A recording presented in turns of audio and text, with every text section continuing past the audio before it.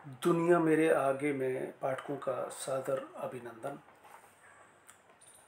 दुनिया मेरे आगे में आज दिखावे की दुनिया किस तरह से समाज में अपना वर्चस्व बढ़ा रही है।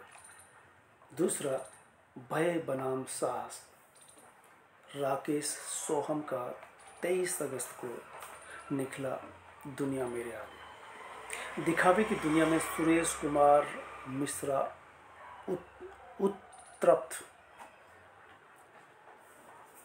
दिखावे की दुनिया में लोग चेहरे पर चेहरा लगाते जा रहे हैं, अपने चेहरे पर परत दर परत चढ़ाते चले जा रहे हैं। कबीर ने लिखा है, झूठे बोलने वालों का शोर मचा हुआ है, झूठे बोल का तोड़, और सच चुपचाप दम तोड़ रहा है। सच बोलने से लोग डरने लगे हैं। इस तरह से हम देखते हैं कि समाज में दिखावे का वर्चस्व बढ़ चला है। दिखावा प्रदर्शन मुख्य हो चुका है। रिश्ते, भावनाएं और संवेदनाएं आडंबरपूर्ण बवंडर का रूप ले चुकी है। दिखावे की प्रवृत्ति में असली मूल्य, जीवन मूल्य खो चले हैं। एक आदमी अंश भर भी व्यवहार करे, वो 1 टन उपदेश पर भारी होता है। लेकिन ये दौर उपदेशों का दौर हो चुका है। जिधर देखो उधर उपदेश आपको सुनाई पड़ेंगे। उन पर खरा कोई नहीं उतरता, सब दिखावे में लगे हुए हैं। संत साधु जितना दिखावा कर लेते हैं वो कम नहीं है। फिर अगर हम देखें कि हमारे समाज में चारों तरफ दिखावा, जैसे आदमी मुस्कुराता भी है तो सारे द्वंद्व को जैसे अपनी मुस्कुराहट में छुपा लेता है। उसके अंदर का द्वंद्व सामने उभर के नहीं आता। ऐसा लगता है जैसे दुनिया को धोखा देकर सफलता का दिखावा कर ले रहे हैं। ये सफलता मिथ्या सफलता कहलाएगी। जीवन का असली स्वरूप सादगी है, सच्चाई है, सत्य है, जिससे हम दूर से दूर होते चले जा रहे हैं।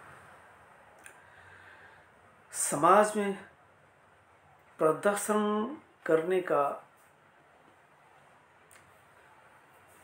देखा जाए तो बोलबाला है। आप शिक्षा में देखें, शादी व्यवहार में देखें, शोक सभा में देखें, अब कोई भी कृत्य, कोई भी उत्सव बिना दिखावे के संपन्न नहीं होता। जिसके पास जितनी धन दौलत, वो उसे दिखाना चाहता है, प्रदर्शित करना चाहता है, और समझ लेता है कि उसकी प्रतिष्ठा इसी में है। अगर वो किसी पद पर है तो प्रतिष्ठा चाहता है और पैसा चाहता है, और प्रतिष्ठा को दिखा करके और प्रतिष्ठित होना चाहता है। इंसान भीतर से खोखला होता चला जा रहा है। ये कहें कि वजनहीन और खाली हो चला है। वो अगर संघर्ष भी करता है तो ऐसा लगता है कि उसका संघर्ष भी पर्दे के पीछे है, दिखावा सामने है। आज प्रदर्शन व्यक्ति की मूल पहचान बन चला है, बल्कि जिसे मुख्य पहचान होना चाहिए वो खत्म हो चुकी है। दिखावा मुख्य हो गया है। आज असत्य भी चकाचौंध में है, प्रदर्शन में है, दिखावे में। प्रदर्शन एक तरह से, किसी भी तरह से अच्छाई नहीं कहलाई सकती। ये प्रदर्शन में लोग ठाट बाट ऐशो आराम से जी लेते हैं। लगता है प्रदर्शन को ही अपनी पहचान बना चुके हैं। लगता है हर आदमी जैसे कोई दूसरा बनना चाहता है, जो देखता है कि मेरे से बड़ा कौन है, मेरे से ऊंचा कौन है, वही वो बनना चाहता है, वो नहीं जो वो है। जैसे हम हैं वैसे ही प्रदर्शित नहीं करना चाहते, बल्कि हम किसी की नकल करते हैं और नकल में अकल भी नहीं लगाते। हम इस समय कोई और बनने की दौड़ में चले जा रहे हैं, और ये दौड़ कभी खत्म होने वाली नहीं। हर कोई प्रतिस्पर्धा में है, हर कोई लंबी दौड़ में है, और इस दौड़ में जब वो कहीं नहीं पहुंचता या थोड़ा पीछे रह जाता है, तब उसे असंतोष होता है, अवसाद होता है, तनावग्रस्त हो जाता है। व्यक्ति और समाज दोनों में ही इस दिखावे और प्रदर्शन से आबद्ध है, दिखावे से ग्रस्त है। ये माया है, और माया को जिसे दिखाना है, कबीर भी कहते हैं, माया मरी न मन मरा, मर मर गया शरीर। आशा तृष्णा न मरी, कह गए दास कबीर। ये आशा, ये तृष्णा कभी खत्म नहीं होती। इसीलिए जो लोग समय निकाल करके ध्यान में उतरते हैं, वो कुछ हद तक इस बात को, तृष्णा को और माया की सच्चाई को समझ पाते हैं। लेकिन जो आडंबर में लगे हुए हैं, दिखावे में लगे हुए हैं, प्रदर्शन में लगे हुए हैं, वो आडंबर की कई परतें चढ़ाते जा रहे हैं। लेकिन इस आडंबर की परतें उतार कर भी आदमी सादगी और सत्य को अपना सकता है। सादगी में रहने वाला दिखावे से दूर रहता है। यही कारण है कि प्रेमचंद बड़े साहित्यकार थे, वो सादगी को सबसे बड़ी खूबसूरती कहते हैं। दिखावे में ऊंचे से ऊंचे, अच्छे से अच्छे, बड़ी बड़ी कंपनी के कपड़े पहन करके हम सोचते हैं कि अब हम अच्छे लग रहे होंगे, लेकिन खूबसूरत नहीं लग सकते। दिल का सच हजार पर्दों से भी बाहर निकल आता है। दुनिया ये ऐसा रंगमंच हो चली है जहाँ हर कोई मुखौटा पहन करके हमारे सामने आता है, और ऐसा लगता है कि वो सच में क्या है सामने ही नहीं आने देता, बल्कि वो किरदार निभा रहा होता है, किसी और को अपने जीवन में उतारना चाहता है, आदर्श बना चुका है उस दिखावे का, और इसी आडंबर में जीता हुआ वो किरदार में व्यक्त करता है या व्यस्त रहता है। इसलिए कहते हैं कि चेहरे पर जो मुस्कुराहट है वो भीतर के अंधकार को छुपा नहीं पाती। हम कृत्रिमता से, दिखावे से लैस हैं, और ये जो असत्य है, ये चमक है, ये क्षणिक भर है, ये बहुत लंबा साथ नहीं दे सकता। इस तरह से एक शायर ने कहा है कि हकीकत दिख गई है नकाबों के नीचे, हकीकत छिप गई है नकाबों के नीचे, हर इंसान अब किरदारों के नीचे। अब लगता है हर इंसान कोई न कोई किरदार निभा रहा है, इसलिए कोई भी व्यक्ति सच में सामने नहीं आता। दिखावे की जंजीरें जब तक वो तोड़कर अपने असली स्वरूप को नहीं पहचानेगा, असली स्वरूप में नहीं आएगा, तब तक उसे मुखौटे पहनने पड़ेंगे, किसी और की नकल में जीना पड़ेगा, चमक दमक में उसे लंबी भाग दौड़ करनी पड़ेगी, और अंत तक फिर भी वो मुखौटेधारी कहलाए। दूसरा, जिसे राकेश सोहम भय बनाम साहस में बताते हैं कि ये दौर दिखावे का है, इसी तरह से भय का भी है। भय क्या है, ये समझने की चीज़ है। हर इंसान दिन में कई बार डरता है, भयभीत होता है। एक डरता है जिस चीज़ से, उसी से दूसरा व्यक्ति जैसे आनंद ले रहा हो, मज़ा ले रहा हो। यानी सांप से आप डर सकते हैं, अंधेरे से आप डर सकते हैं, और देखने वाला दूसरा इन्हीं चीज़ों का आनंद ले सकता है। आदमी अंधेरे से डरता है, आदमी सांप से डरता है, आदमी जिस भी चीज़ से डरेगा, जानवरों से डर सकता है, उसे होने वाली हानि का डर हो सकता है। मृत्यु ऐसा डर है जिससे हर कोई डरा हुआ, सभी भयभीत है। और होने वाले अनिष्ट से जो कभी भी समस्या आ सकती है, परिस्थितियाँ बिगड़ सकती है, वो डर उसके जीवन में तारी रहता है। जब कोई कह दे कि मैं भयभीत नहीं हूँ, और भय किस बात का, तब साहस का पदार्पण होता है। निर्भीक और साहसी हो जाता वही व्यक्ति जो डर का सामना करता है।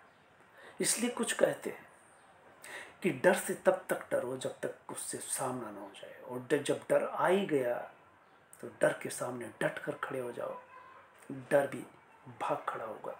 यानी आपके अंदर से डर बाहर निकल जाएगा और साहस बाहर आ जाएगा, तब आप निर्भीक साहसी कहलाएंगे। संघर्ष करने वाला डर को भगाता है, और जब डर भाग जाता है तब साहस का पदार्पण होता है। इस तरह से कहा जाता है कि भय और साहस एक ही व्यक्ति में हो सकता है, लेकिन डर अगर बहुत गहराई तक चला गया तब साहस दूर चला जाता है, और डर फिर हावी हो जाता है, तब मृत्यु तक पहुंचा सकता है। लेकिन अगर वो डटकर खड़ा हो जाए साहस के साथ, निर्भीकता के साथ, और ये एक वाक्य निकले कि अब जो होगा देखा जाएगा, मरता क्या न करता, तब वो उस डर का भी मुकाबला कर सकता है, वो संघर्ष कर सकता है, वो साहस के साथ खड़ा हो सकता है। और जो भय से भयभीत होकर के भाग खड़ा हुआ तो चला गया। समझिए, जो मर गया सो डर गया, जो डर गया सो मर गया। इसलिए मरता कौन है? जो डरता है। और जो समझ लेता है कि अब युद्ध करना है, चाहे जाने क्यों न चली जाए, तब साहस के साथ वो खड़ा होता है। तो डर और साहस एक तरह से ऐसे लगता है जैसे एक दूसरे के पर्याय, एक ही व्यक्ति में जिंदा रहते हैं। बल्कि सोच बदलने की जरूरत है, नजर फेरने की जरूरत है। भय कब साहस में बदल जाएगा कहा नहीं जा सकता। जो भयभीत होकर के, डर करके बैठ गया है, खड़ा ही नहीं हो सकता, तब समझ लीजिए कि अब भय उसके जीवन में इस कदर हावी हो चला है कि अब वो मृत्यु तक डरेगा, या डर उसे मृत्यु तक पहुंचा देगी। लेकिन कब वही भय साहस में बदल सकता है? जब वो सोच ले मरता क्या न करता, जो होगा सो देखा जाएगा। डर आप देख सकते हैं कि मोबाइल से लोग जब डिजिटल अरेस्ट में आते हैं और कहते हैं कि मोबाइल बंद नहीं करना, वहाँ से आदमी बिल्कुल इधर उधर नहीं देखता, जैसे आँखों से वो उसे बांध लेता है, और जैसा वो कहता है वैसा करता जाता है। इतना डर जाता है, और लाखों रुपए ठग आसानी से ठगी कर लेते हैं। मोबाइल से जोड़े रखता है वो ठग, और ठगों की चांदी हो जाती है। डर हर व्यक्ति में, मंत्री से लेकर संतरी तक, मजदूर से लेकर प्रधानमंत्री तक, डर होता है। आप देख सकते हैं इस दौर में मोदी जी का डर मीडिया पर, मंत्रियों पर, सांसदों पर, विधायकों पर, प्रेस पर। प्रेस गोदी मीडिया होकर रह गई। क्या कारण है कि सांसद संसद में नहीं बोलते? विपक्ष को भी इस कदर डरा दिया गया ईडी शीडी लगा करके। ये सदी दिखावे की है, ये सदी डर की है। इधर 11 साल में मोदी ने जिस तरह से डर डरा करके, धमका करके वोट गिरवाए, यहां तक कि हर संस्थान और संस्था को चलाने वाला भी डरा हुआ।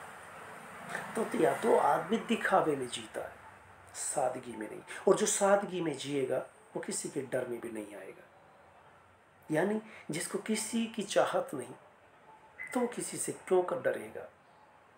इसी से हम अंदाजा लगा सकते हैं कि आखिर लोग डरते क्यों हैं। इसलिए कि वे दिखावे की गिरफ्त में है।